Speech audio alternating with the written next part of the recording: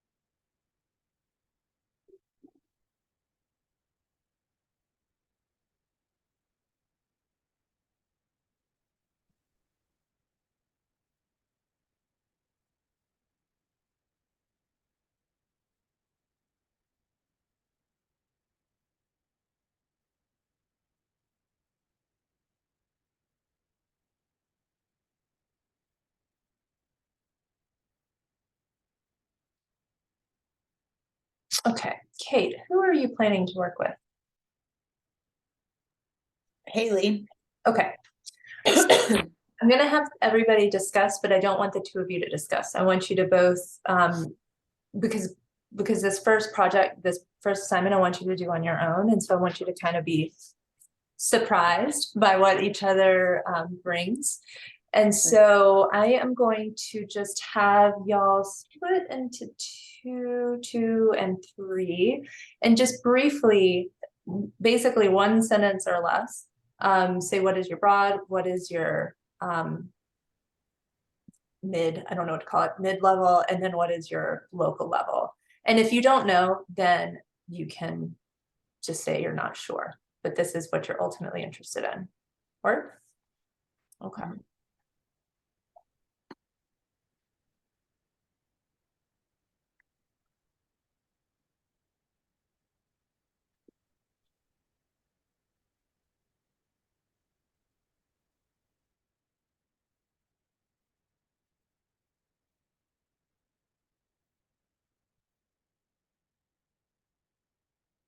All right, I'm going to open those up and just take a few minutes, nothing too intense, and just we'll work through.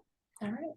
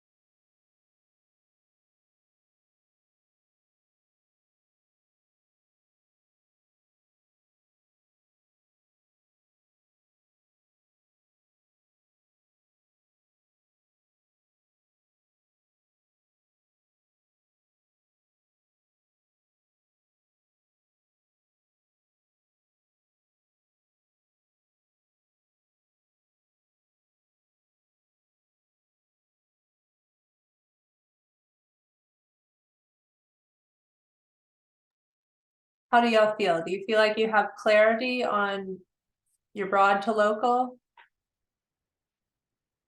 So we both struggled with coming up with a mid-level Yeah. issue. Like we both had a broad and a local, but we struggled to think of a mid-level one. Okay.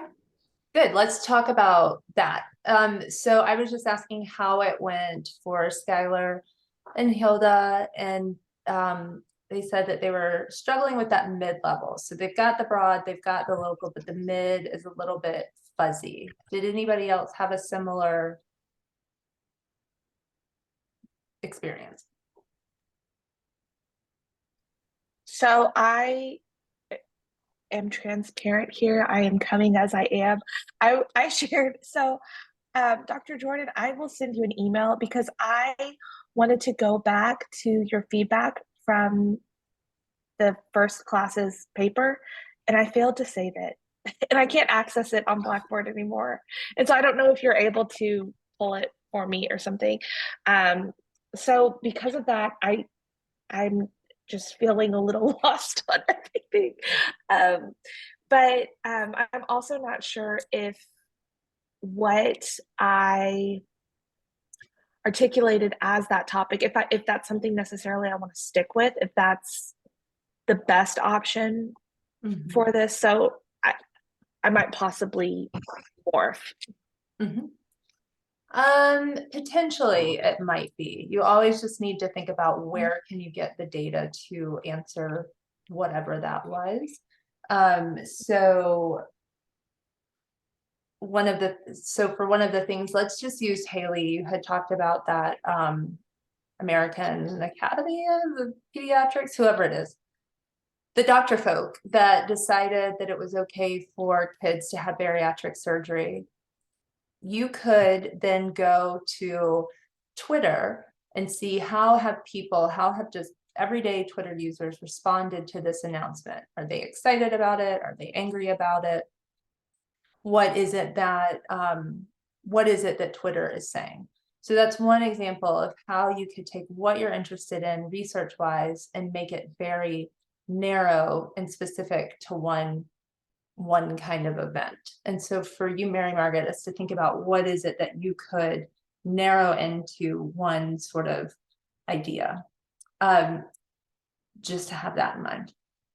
So Skylar, can you give your example of what is your broad and then what is your local? Yeah, so for this project specifically, I'm wanting to look at, so my broad is universities that are beginning to offer free tuition to Native American students. More specifically, the announcement that came from University of California that they would be offering free tuition to Indigenous students. I'm wanting to look at, I mean, kind of like what you were saying, what are people's reactions to that announcement on Twitter? I've already started looking at some of that stuff, and I'm noticing that there's a lot of pushback on both sides. But then the local part would be the push for the University of Arkansas specifically to offer this type of program. Okay. So what I think you might be thinking is a bit too broad for the scope of what you could do right now.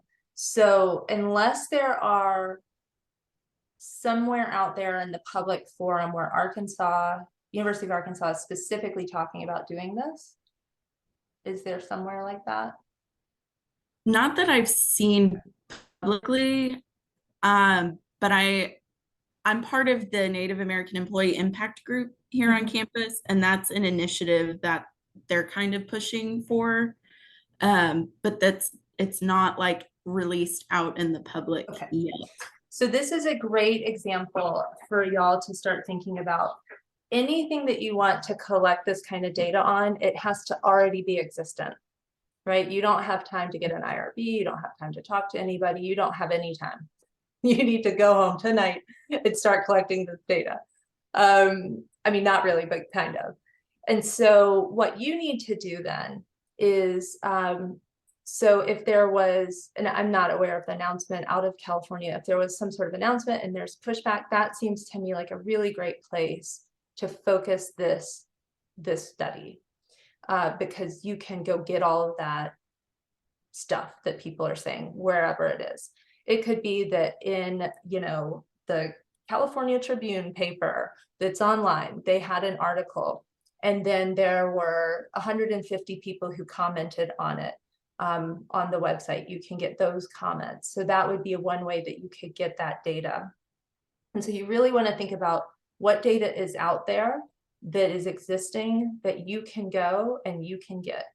And that is your main number one thing. And so when I think about the broad to me then is, it could be the history of education in the United States and what it has meant for Indigenous populations as a way to assimilate, as a way to kind of de-indigenize folks, which is sort of my stance on it, which I don't know, you know, where you stand on it. So that's sort of the broad, and then the local could be, you know, rates of matriculation, graduation, all of these things for Indigenous students within the United States at land-grant universities. And then the local would be this one specific act within California. And so that's how you're going to go from this to that. And then because you're bringing in that really broad view of education in general, you can, I then think, make an argument about why people are pushing back in many different ways and places. Does that kind of clarify? And so like the research I was working on in the fall, like it included a lot of that, like the history of higher ed for Indigenous populations. Is that something I could include in this project kind of as like an intro? I mean, as like citational, you mean? Yeah. Yes. Yeah, Okay. absolutely. Who else wants to go? Okay, I'll go because mine is like a specific, it's like it starts super specific. So I think that that's why I didn't really know what to do with it. Okay. So the central phenomenon that I want to look at is diet culture. Okay. And then, but what I am curious about is the social commentaries that came from Kim Kardashian doing that extreme weight loss and losing 16 pounds in 3 weeks to fit into Marilyn Monroe's dress. And then people's commentaries, experiences of that as it relates to diet culture. So I don't know how to go from broadest to mid-level to local with that specific event. Okay. So where are you wanting to look at the commentary about it? Twitter or Reddit, and I don't know which one would be better. Okay. Either one of those would be great. And that is just, I think for a lot of you, Twit it and Redder, Twit it and Redder. What am I trying to say? Okay, y'all know what I mean. Are going to be really great places to get a lot of data that you're going to then have to be choosy about the data that you get. And because there's a lot of words that happen within that. So that's good. So we don't need to go further into figuring that out at the moment. So the very localist then is how, to me, when I think about it, is how influencers influence what people think about weight loss, whatever, healthy weight loss, the way to go about weight loss, whatever, however you want to frame that. And so that's the local, is influencers' impact on our understanding of weight loss. So then when you move up into the broader, what is the narrative that makes weight loss something that influencers are talking about? Like, what is it? Is it gender roles, that women have to look a certain way to fit into this country, especially women of color? Is it that you know, dietary stuff throughout the ages? It's sort of like, what are you interested in? How did you get to this point of looking at this one person's weight loss journey as a place of analysis? Yeah, Haley. I'm only raising my hand because Kate and I, since we're kind of doing the same one, I did struggle with the same thing. And I had my mid-level kind of as what you were saying of like influencers, and then my local was the Kim K example.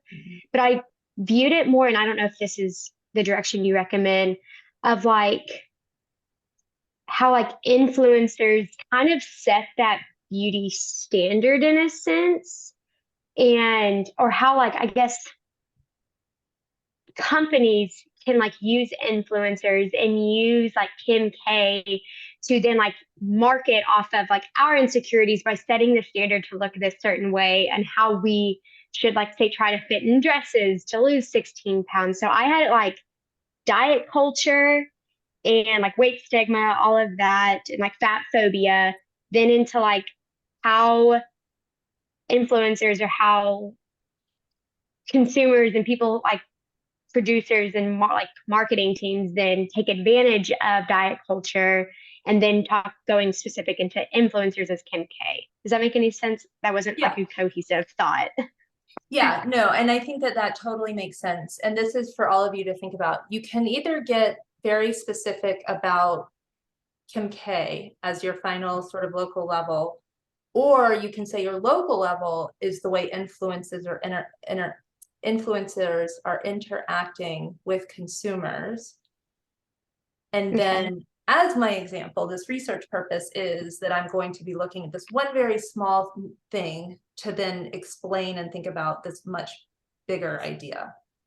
So so Kim K could be just the tool to get there, or she could be your very local level that you're only interested in intervening on. Is that could the broad one be as broad as, you know, celebrities in beauty? Like, could it be like beauty standards? I mean, could it be something like that, like that, and then that umbrella is everything else? And so I think because y'all are going to be working on the same project, what would be cool is if you each came up with your own, what is the broadest thing? Is it celebrity? Is it diet culture? Is it, which one is it? And then write your own. And then when you come together, you're going to have a very robust, area to do your analysis, which can then, if you don't use, let's say that you decide to go to diet culture and not celebrity could always be tied into your discussion, or vice versa. And so that's one of the other reasons I want you to work separately on this. But yeah, y'all are getting it. It's like you make it very broad to then very specific, but how specific you want to go is up to you. If you want Kim K to be that final thing, or again, just the tool to get to understand that final thing, is going to be up to how you're framing this. Okay, who's next? I love doing this. I can jump in. Okay. Okay, so I was having more of a problem with figuring out like my mid-level. So because like my overall idea is like so going with mountain biking and kind of realizing that, hey, mountain biking is this huge multi-billion-dollar industry, and that's kind of like my big one, right? It's trying to, I mean, they're trying to make a ton of money, right? And I was thinking that my mid-level could kind of be something more like, because of the pandemic, like cycling and specifically mountain biking hit a like record boom. Like it took off, mostly because of the fact that we no longer are these like social forms of physical activity like encouraged, right? They were actually discouraged. And so people were looking for more like solo and distance physical activities, and biking was one of these predominant ones. And kind of during all of this, cycling is starting to have to contend and wrestle with its representation problems of both from the ideas of ableism, sexism, and racism, where there are these three big communities that aren't being well represented. Cycling is dominated by marketing towards fit white males, and with this new like pool of users where we're getting more racial diversity, where we're getting more gender diversity, and especially with like the big advent of e-bikes, is that you're also enabling this whole like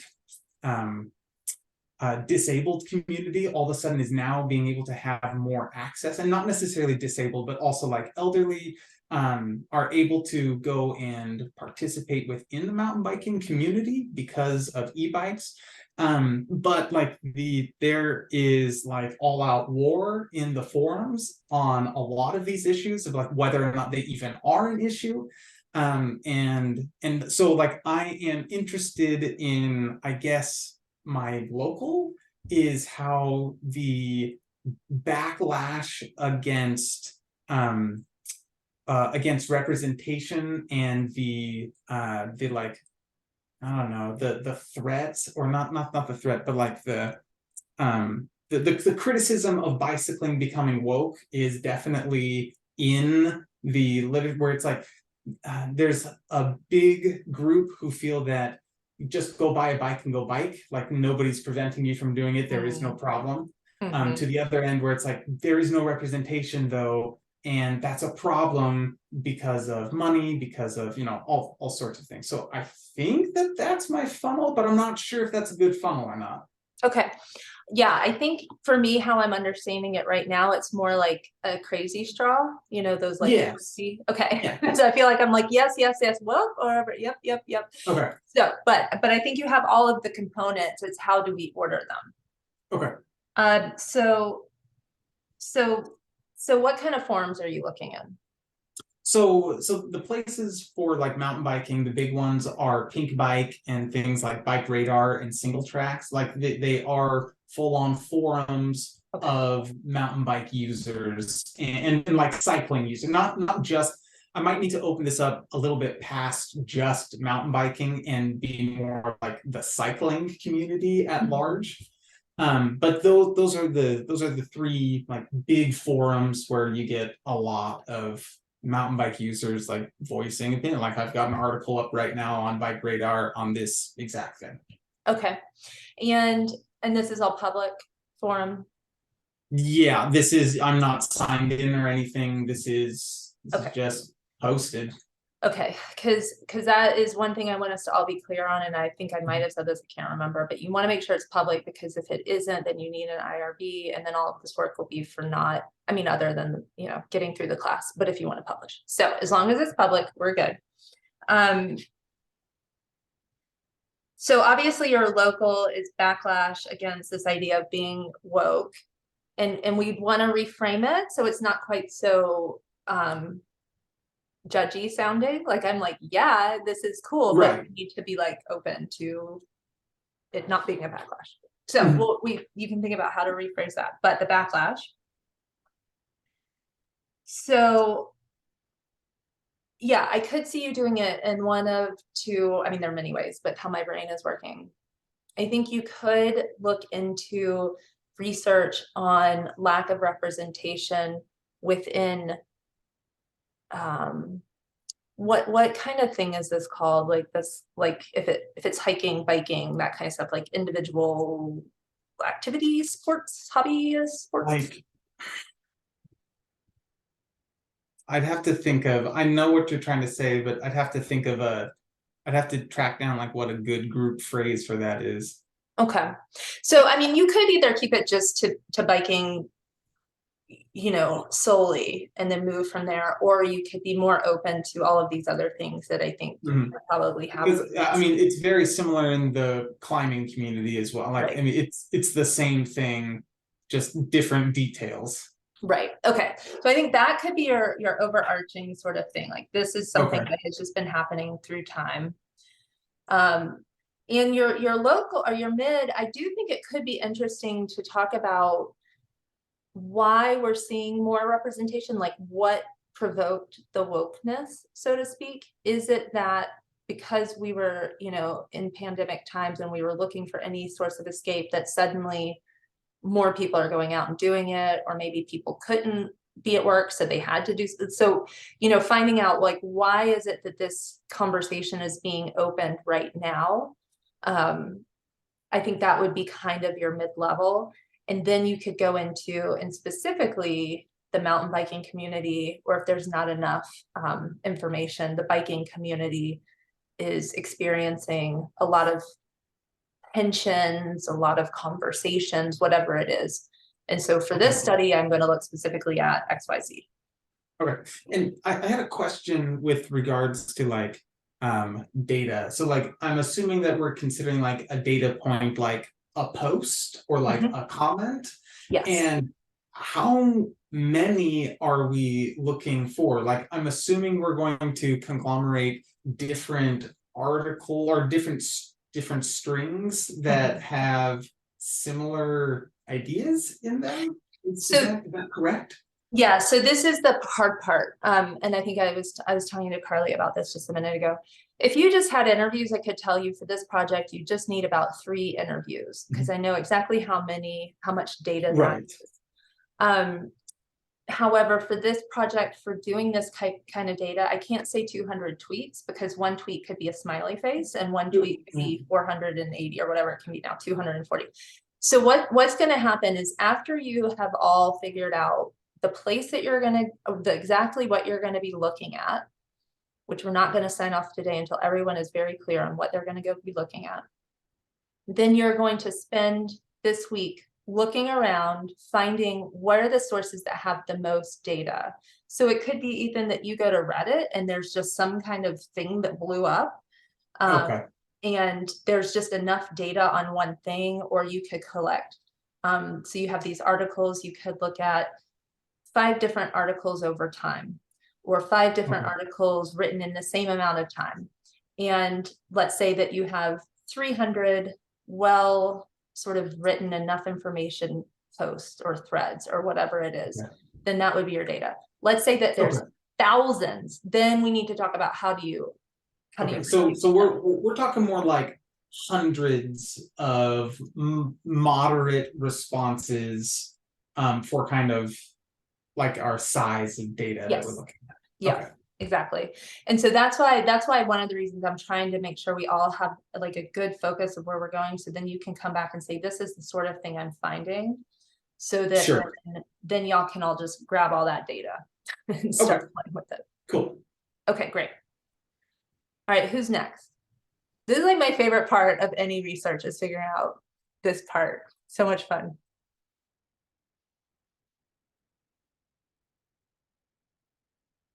How about you, Hilda? I know you like to go last, but we're gonna have you go mid, not last. You're muted.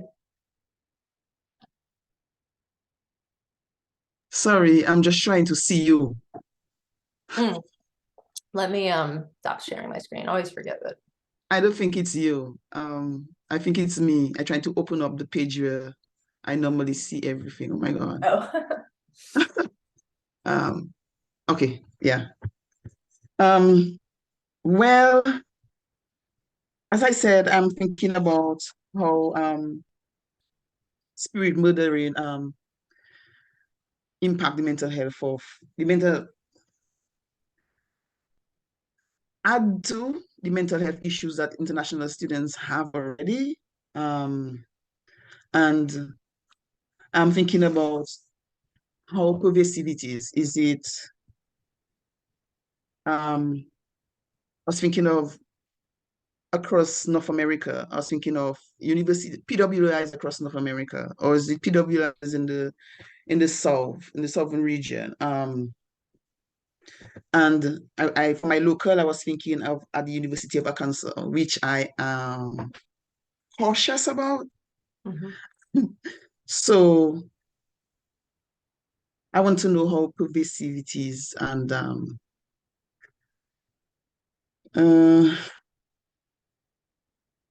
yeah, that's my train of thought. Okay, let me pull us back some.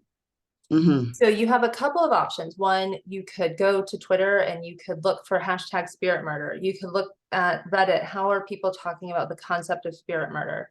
Something like that. I think where you're gonna have. I came across it. I came across the concept in actually. I'm not sure it's because of you. I joined that group, a qualitative group on Facebook, where it was discussed. It was being discussed, something had happened and just being discussed at the end of the fall semester. So that's where I came about it, and books were referenced on it there. And that's how I came into contact with spirit murdering. Okay. So You can't use Facebook data, and this is for Yeah. everybody, because Mhm. it's private and there's like a whole lot of rules around it. Mhm. Mostly because they want to monetize anybody using their data, just to be clear. But so if you want to just learn more about how people are talking about spirit murder, that could be one thing. You could go find a source where people are talking about it. Or Mhm. if you want to understand, if you want to use spirit murder as your analytical lens, Mhm. you could do something like collect hashtag Black at UARC tweets and then use that as your data and then compare it to components of spirit murder to do your analysis. So hashtag Black, you are Black at UAC. I think that's predominantly written by African American students, and I'm not sure how much of the international community was participating in that rhetoric, because as international students, we have even more caution to take as to what we participate in and how we speak. So because it was, well, just predominantly among African American students, how would that impact my data if there wasn't a large international student body participating in that narrative? And so I totally understand that. And I think one of the reasons I just gave that as an example is this would be more of an experience for you to then learn more and conceptualize more spirit murder, which will then feed into your broader research. If you specifically want to only look at international students' experiences of it, then you need to think about, and this is something we talked about previously, you need to think about where can you find that data that's already created, because you have three things that you're interested. We have four things. You have adventure therapy, which I'm going to say right now, we just flip that off, right? Because that's going to be a harder thing for you to find that's already existing. You're interested in international student experiences. You're interested in spirit murder and probably other forms of institutional racism, and you're interested in mental health. And so unless there is something that I'm not able to think of, which there probably is, because I'm not able to think of a lot of things, unless there's some sort of magic thing that's happening, that phenomenon that's happening online right now, then you're not going to be able to cover all four of those things. So you need to figure out what is the 1 to 2 things you're most interested in. Maybe there's a forum on international students' mental health. There might be somewhere out there that you could then use that data to do something with. Maybe there's people talking about spirit murder in maybe not necessarily international students, but immigration, something like that you could use that data. So, and this is for everybody to think about. You're not going to necessarily get to be able to cover all of the bases of everything that you're interested in, but you just need to narrow it down into one thing that kind of excites you, that you want to learn more about, just to get the practice of how do you design and analyze a study. For this class in particular, well, I'm not involved in the adventure therapy part. I'm just more interested on the how the spirit murder or impacting their mental health, or the issues, the normative issues they have to deal with that already impact their mental health. How is the added piece of spirit murdering impacting that or making it worse, and how do they continue to exist in a space where spirit murdering is prevalent or continues? They cannot run away from it, but you are here to finish your degree and you stay to finish your degree. And so I think for you then, for this next week, you're just going to have to go hard at figuring out where can you find that data. And until we've got that kind of clear, it's going to be harder for you to have sort of your broad, your middle, and your local. Because you don't really, and I don't want this to sound like we're doing data fishing, but you are trying to see what is something that you can say about a phenomenon that's happening by understanding what's going on online. And so I think for you for this week, just really focus in on where is it that you can find the things that you're interested in, and then how do you actually form that into a research statement. I agree that it can be difficult to gather online data on such a topic. I don't Especially think in it's such impossible. It's just I don't know, you know, I'm not in international student forums. There might be some. I'm not in mental health forums. So there's a lot that there might just be out there, and that's going to be on you to sort of figure out where that is. Yeah. Okay, thank you. Okay.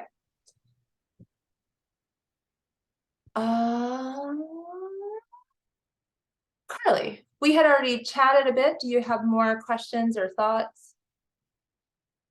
I mean, I can just share mine. Yeah. For the sake of sharing it, but I'm really interested in, I guess, the broad direction that I've been heading with a few other projects is kind of gender equality, and not necessarily in like a concrete way of like pay or something, but more maybe the mid-level issue is ways that femininity is lost in a professional setting. So either like just from being in a professional setting, I don't really know of many disciplines that are like, oh yeah, that doesn't happen to us, but more specifically in like science-based academia and like specifically in agriculture. And so for this project, the kind of local idea that I had was seeing how students, or I guess the public, I guess I can't like confirm that it's students, but using Rate My Professor to kind of dive into how professors are evaluated in my department. And that kind of includes a few different like disciplines, I guess, but kind of the agricultural social sciences as an example of how are males and females evaluated, and what are kind of the tones and specific qualities or words that are used to describe them. And so that was kind of my idea. And so do you know your broad, what your broad will be? Because I can see this shifting, I can see level shifting depending on what it is that you're. Yeah, I think what I wrote down was more like professional gender inequality. But Okay. I don't know if that's too broad. So I think it might be a little too broad to get to your department specifically. So you might want to think about gender inequality, professional gender inequality in ag. Okay. Or in communications or in ag comp or whatever it is. So you're kind of like here, and then you move into the mid-level is looking at the profession of academia, and what that what inequalities might exist in there. And then your specific example is the department, or being housed in a department. Okay. You said the mid-level would be A university, like how inequality is discussed in universities. In academia? So Okay. you're going to go for, and you said that there was some research on inequality in academic ag. Okay. Yeah. Okay. Thank you. And the local could actually be about, it could be about what you just said.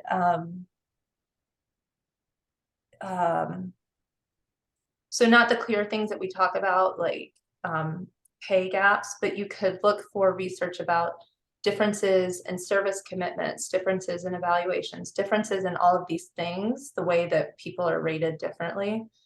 There was just a study that came out, I think it was in the Chronicle. I can send it to you if I can find it, about how the differences between expectations for service between men and women, and how women are expected to do a lot more of the emotional kind of burden of service. And so there's like all of these little ways. And so then you can then focus in on evaluations, and that would be your local. Okay. Cool. So we all pretty much have an idea of where we're going, how we're gonna do this. We're feeling good.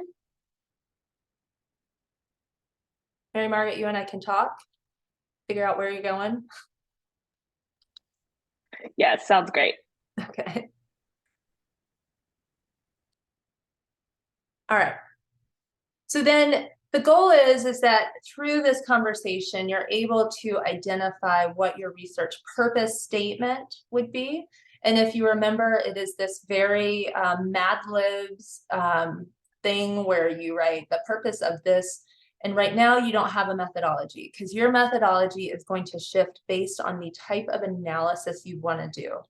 So because we are all collecting rapid data, you're more going to write this statement as the purpose of this constant comparative analysis or this content analysis, whatever the analysis will be. So for now, you're just going to write the purpose of this qualitative study is to use a word, a qualitative word, understand, explore, develop, describe, discover, the central focus. And so that's where you're going to be playing around a bit as you get to know the content that you're able to access.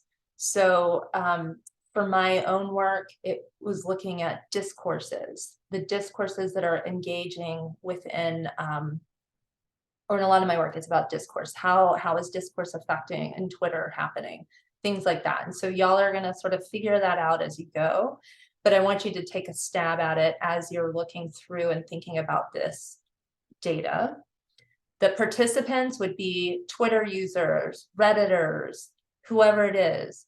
You can't say necessarily, so using Hilda's example, you can't say international students because you ultimately don't ever know who social media users are. You just know that they're posting. So like Carly said, but almost said students, and she was like, well, actually, I don't know who the people are that are rating the professors. So you can say people on Rate My Professor. And then at site. So that would be a more traditional thing. You would say, you know, at the University of Arkansas, but if you're already saying Twitter users, then you're indicating that it's at Twitter. And so you don't need to worry about that so much unless you're vague, sort of like posters, and you'd say posters on YouTube comments or something like that. Is that clear how you're going to structure and frame that?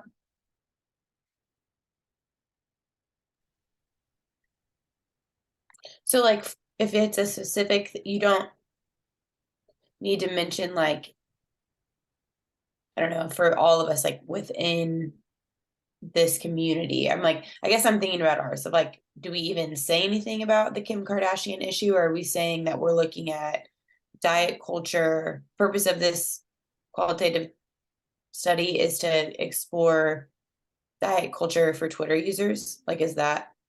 So I would say something more like the purpose of this qualitative study is to explore diet culture from the perspective of Twitter users commenting on one influencer's weight loss plan or whatever it was, whatever happened, you know.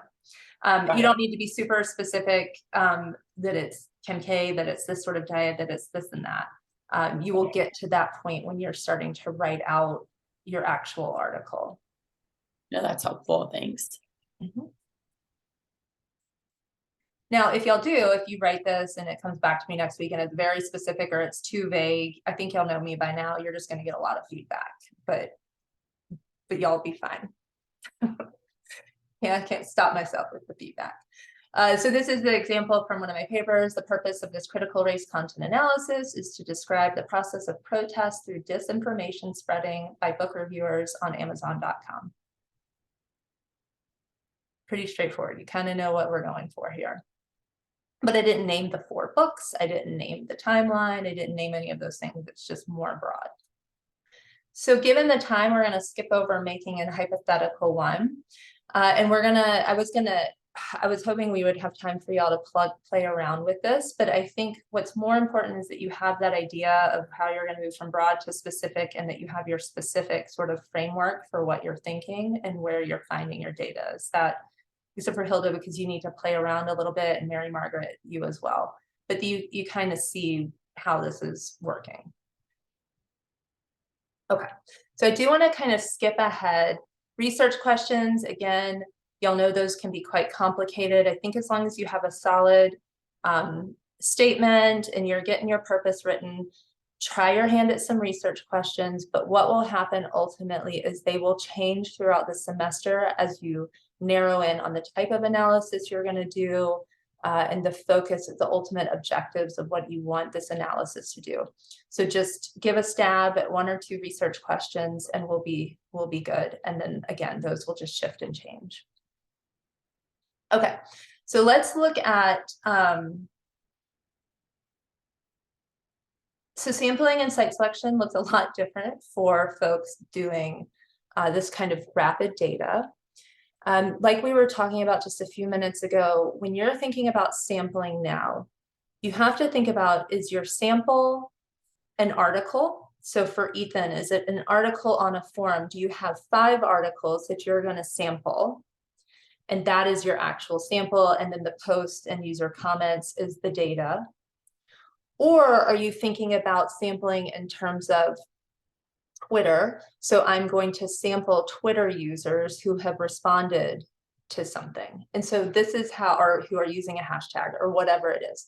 So it looks a little bit different, but all you want to make sure that you want to do is figure out where you can get information-rich data.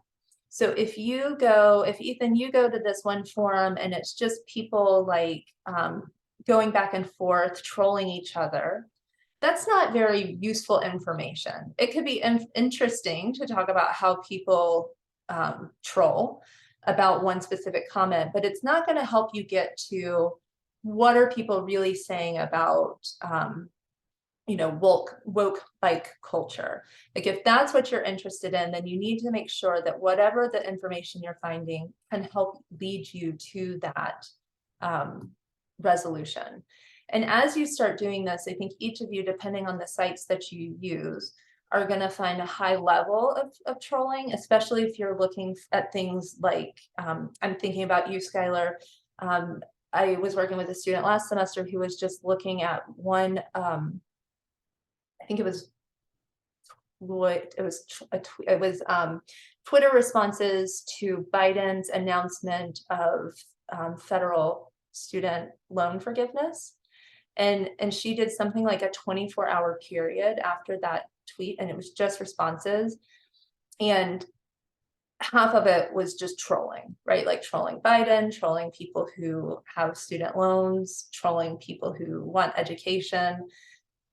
But that helped her to narrow it down to a more reasonable number. And so, so that's the other thing. If you're seeing a lot of trolling, that might not necessarily be a bad thing. So this student in 24 hours, there was something like 6,000 tweet or whatever it's called when you respond to someone's tweet. I'm not a Twitter user, so I don't know. But it helped her to narrow down then, how am I actually choosing my sample of these tweets? And so each of you might find a lot of trolling, and that's not necessarily a bad thing. It can help you limit what you're looking at. But if that's all you're seeing, then you want to go look for something else. Carly, you might have a little less trolling. I've never actually looked at Rate My Professor, so I'm assuming people aren't like responding to each other and whatnot, but they could be. I don't know. I was just looking at some of the reviews and I was wondering, how do we kind of address the bias that might be there? Because a lot of the reviews are like, it was an easy class, easy A, they don't require attendance. So I wonder, I don't know, I guess if I keep looking, I might just have to pick something different. But yeah, I was wondering how we address that type of bias given the type of platform that it's on. So, it'll depend. It could be that it could be that students say, oh, she's a hard grader, he's an easy A. So that could be very useful information about how people are being evaluated. Or it could just be they're literally just talking about the content of the class, which you would just eliminate that. You would just say your sampling frame are not tweets, but posts that are specifically referencing the character of the professor, something like that. And so that's another way that you think about how do you create your sample. There's a lot of combing that happens for this kind of thing. So then we also have to think about how we're going to bound our data. And so it could be that, you know, using the Kim K thing, it could be that there's going to be a lot of data there, a lot of tweets or a lot of whatever you're looking at, Reddits, tweets, whatever. So it could be that it is more useful for you to say within the first week after the Met Gala, you're only going to look at those tweets. And I'm not going to look at retweets, or I'm not going to look at subreddits. I'm going to, or subthreads, that I'm only going to look at these very specific things. And so this, again, it's hard for me to say this is what you should do until you start to look and you get a really good idea of what is out there. And you will have to kind of think about how you're going to bound this. Are you going to use hashtags as a form of data? Are you going to use emojis? And these are all things, again, as you're going through what is available, you're going to be able to decide on. Everybody feeling confident about sampling? Really, there's just a lot of exploration that you need to do. Okay. So we don't need to, y'all understand data generation. You did several data generation projects. But when we talk about it in terms of rapid data, so we think of this as organically occurring culture. So culture is just happening out there within the social media spaces, within wherever it is. And so what we're interested in is, how is culture being reproduced? How is it being shifted and changed? How is it, you know, impeding on us? So we can use memes. So one of you can go through wherever we find memes. I don't know, if you have a lot of cat ones, send them my way. But however you find memes, like if you see like a series of them. Someone last semester used a TikTok video of a woman who had just transitioned out of college sports and talking about mental health from that perspective. And so the student used both the TikTok video, what was said, as well as all of the responses to it. And so really any social media platform that you can access publicly is for you to explore. One of the students last semester said something about something I had never heard, which all of you are probably younger than me. Most of you are younger than me, so you've probably heard of it, and I didn't know. And so all we did was write Ro over at the IRB, and she helped confirm for us if we could use that or not. So if there's something that I'm not thinking of that you're interested in, but you're not sure, you can always just talk to the IRB and find out.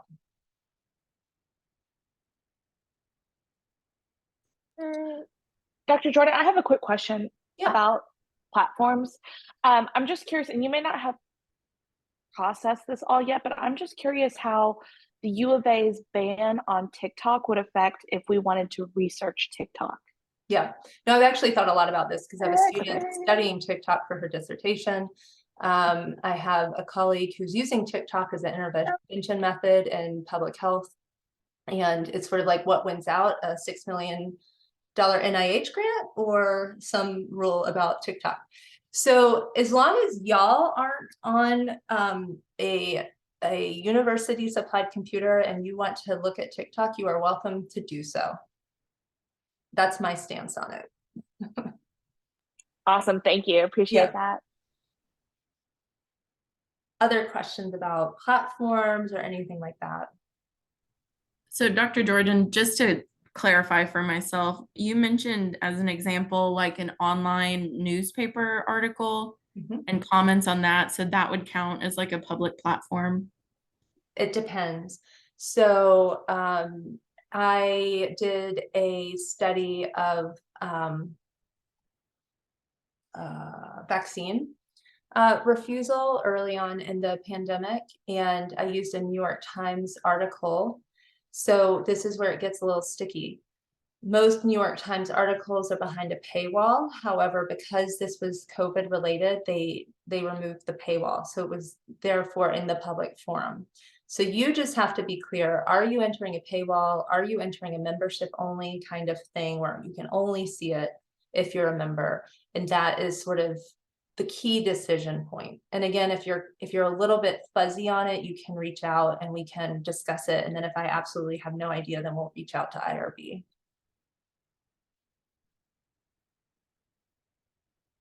Any other platform questions?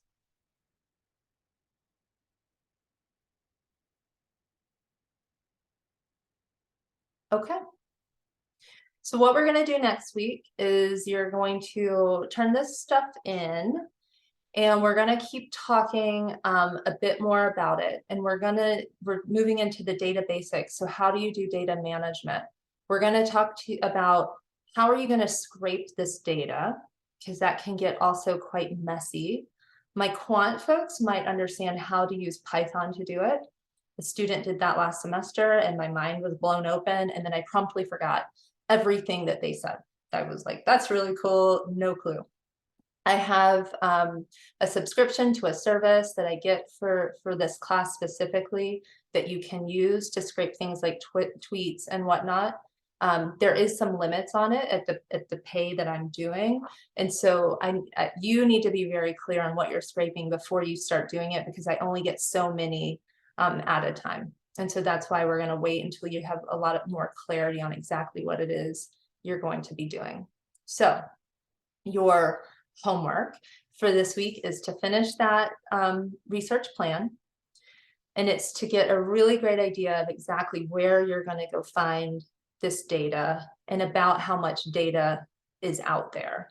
So then you can start thinking about, we can start spitballing, which is a word I hate to use, but spitballing, how are you going to bound it? Is it going to be within a date? Is it going to be, every tweet that was done within, 24 hours? However you're going to make that work. Are you going to include memes, emojis, videos, hashtags, all of that kind of stuff we're going to figure out next week. Is everybody feeling super overwhelmed? I feel overwhelmed for y'all, so I'll hold that for you then if you don't.